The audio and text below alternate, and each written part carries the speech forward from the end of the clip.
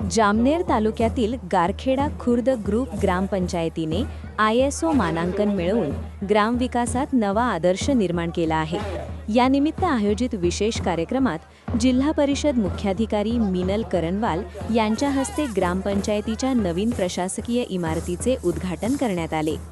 याचवेळी जीप मराठी शाळा गारखेडा खुर्द येथील डिजिटल क्लासरूमचे उद्घाटन करण्यात आले।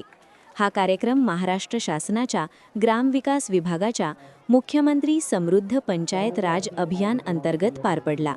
या अभियानाच्या माध्यमातून ग्रामपंचायतींची समृद्ध पंचायत राज खरं तर पंचायत राज महाराष्ट्रात सगळ्यात पहिलं आलं आणि समृद्ध पंचायत राज महाराष्ट्रात सगळ्यात पहिलं आणणारं हे राज्य आहे। आणि मला असं वाटतं आपल्या राज्यामध्ये जी पंचायत आहे ती आणखी समृद्ध व्हावी यासाठी सरकार, प्रशासन, शासन, पंचायत राज सगळेच एकत्र मिळून काम करत आहेत। ग्रामस्थांनी पण एकत्र येऊन काम करण्याची गरज आहे। स्पर्धा चालू आहे, खूप मोठी मोठी बक्षिसं आहेत, प्रत्येक गावाला मोठं बक्षीस मिळणार आहे। या जिल्हास्तरीय, राज्यस्तरीय, डिव्हिजन, विभाग अशा वेगवेगळ्या स्तरांवरती जी गावं जिंकतील त्यांना मोठी मोठी बक्षिसं मिळणार आहेत आणि या बक्षिसाच्या मार्फत अजून विकास याच गावांचा होणार आहे। त्यामुळे मला कलाकार म्हणून वेगवेगळ्या गावांमध्ये येण्याची संधी मिळते आहे, महाराष्ट्रातल्या कानाकोपऱ्यात पोहोचण्याची संधी मिळते आहे, जी खरं तर फार वेळा मिळत नाही।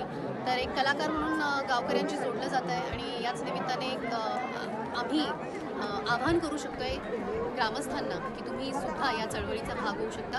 कारण ग्रामीण भागामध्येच लोक चळवळ होऊ शकते, लोक सहभाग होऊ शकतो, लोक एकत्र येऊन गाव सुशोभित, सुंदर आणि सक्षम बनवू शकतात। त्यामुळे स्पर्धेत भाग घेणाऱ्या सर्व गावांना खूप साऱ्या शुभेच्छा आणि आणखी ऊर्जा वाढावी, उत्साह वाढावा। मॅडम, ग्रामस्थांनी देखील गावाची स्वच्छता राखणे गरजेचे आहे, त्याचबरोबर प्रशासनाने पारदर्शकता ठेवायला हवी, याबद्दल आपण काय सांगाल? प्रशासनाने याचं उत्तर द्यावं। मी नाही सांगू मॅडम, आज सोनाली कुलकर्णी येणार होत्या म्हणून गावाची स्वच्छता करण्यात आली। ही स्वच्छता एक दिवसापुरची होती की सतत करणार होती? आमचं लक्ष तर तोच आहे की मुख्यमंत्री समृद्धमध्ये स्वच्छतेला गुणी आहे आणि त्याच्यासाठी उद्दिष्ट ठेवलेलं आहे की नेहमी स्वच्छता ठेवायला पाहिजे। जेवढा प्रयत्न असेल तेवढा आपण करू आणि अशीच परिस्थिती आपण नेहमी ठेवू, हे प्रयत्न जिल्हा परिषदकडून केले जातात। मॅडम, ग्रामपंचायतीचा बऱ्याचशा ग्रामपंचायतीचा भोंगड कारभार आहे, जसे करमाड, सुनसगाव, भागदरा, एकुलकी, टाकरखेडा या ठिकाणी माहितीचा अधिकार टाकल्यावर ही माहिती मिळत नाही। मॅडम, काय सांगाल? माझ्याकडे ही बातमी आली आणि येत्या 27ला त्याची चौकशी आम्ही लावलेलो आहे। आणि मॅडम, उद्धट ग्रामसेवक आहेत बरेचसे, पत्रकारांशी, नागरिकांशी पण उद्धट भाषेत बोलतात, त्यावरती काय कारवाई केली? माझ्याकडे तक्रार करा, आम्ही नेहमी नक्की त्याच्यावर कार्यवाही करू। बरं, ग्रामसेवक मॅडम, एकच शेवटचा प्रश्न आहे, येथीलच ग्रामपंचायत आपलं शाळेमधील मुख्याध्यापक आहे यांचं बोगस दिव्यांग पत्र आहे, यावरती अर्ज पण केलेले आहेत, तक्रारी पण केलेले आहेत, त्यावरती अद्याप कोणती कारवाई केली नाही, अजून काय सांगाल आपण? आमच्याकडे 565 असे कर्मचारी आहेत दिव्यांग, सगळ्यांची तपासणी चालू आहे।